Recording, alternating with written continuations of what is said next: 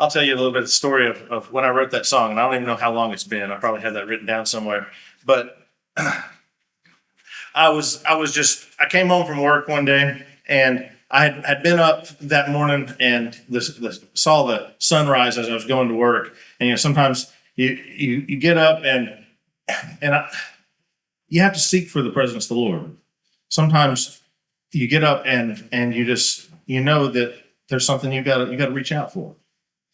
I got up and I was getting ready for work, and I was running a little bit late. I get in the car and the sun's rising. I see it over the hill, and it's just this beautiful streaks of red and gray and just all kinds of stuff, kind of like that. And just started thinking on the wonder of salvation. Throughout the day, I was thinking on that, and that chorus came to me, and I hadn't heard anybody in a long time when I wrote that talking about being born again. It was just like a topic that hadn't come up much at all. As we know, that's a very powerful moment in scriptures when Jesus tells Nicodemus that you must be born again. You must be born both of the water and of the Spirit. You cannot survive without being born of the Spirit. And he's like, well, how do I crawl back inside my mom? I can't do this. But the revelation of being born again, having a brand new life, in its infancy and in all of its splendor of seeing a baby with all of its digits, all of the fingers and toes, but they're naked. They're weak. They need every bit of comfort and support that they can have to survive. And that's what the Spirit of God does. He surrounds us. He envelops us with His presence, with His love, and He cultivates and brings us to maturity. The other verse that came into my heart when I was writing that was what the bridge is from: freely return, freely give. You didn't earn this. And so the love that God has given to us and the new life that He's given to us, we get to share that. And just like we mentioned Wednesday, is that the blindness that is upon people is not because they are incapable of seeing. It's because they're in total darkness. And so when this light dawns, there's no doubt about the change. You can't help it. You can't. All of a sudden, the whole world has changed. I don't know if you've ever been in a dark room and you kind of feel like you're surrounded. Especially if you're in total pitch black. And then all of a sudden just a little light opens up. And I saw this actually done in the football stadium in Dallas, Texas. It's one of the biggest domes there that has been built. And they turned off all the lights, completely shut, total blackness in there.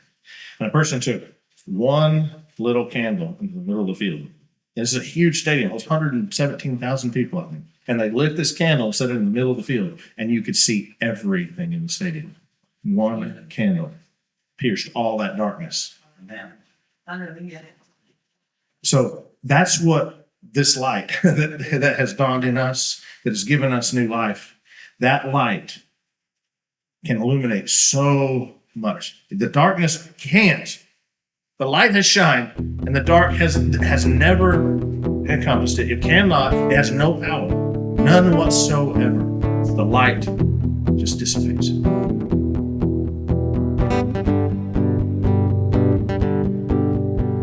Awakened by the morning light, streaming through the eastern view, reminding me of the very first time I placed my trust in you.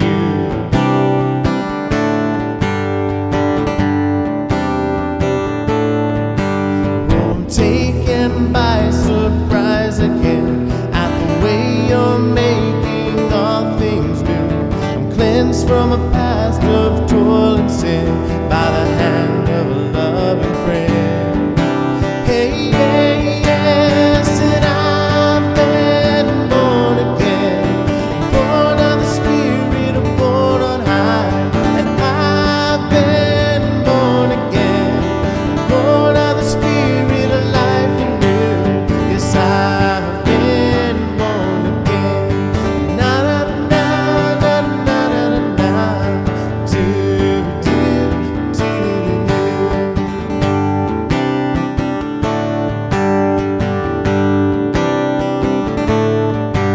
Yes, the light has done so deep within. There is no doubt about the change. My attention's drawn away by the